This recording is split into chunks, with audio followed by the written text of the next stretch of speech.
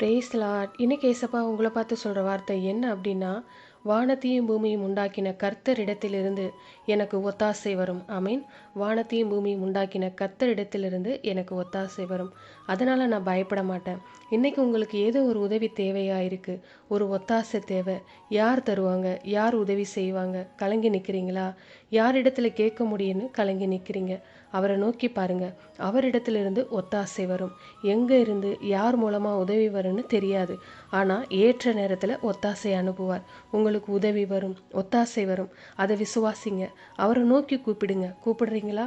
தகப்பனே, வானத்தையும் பூமியும் உண்டாக்கின தேவனே, எனக்கு ஒத்தாசை அனுப்பி இந்த காரியத்தில் எனக்கு உதவி செய்யும்.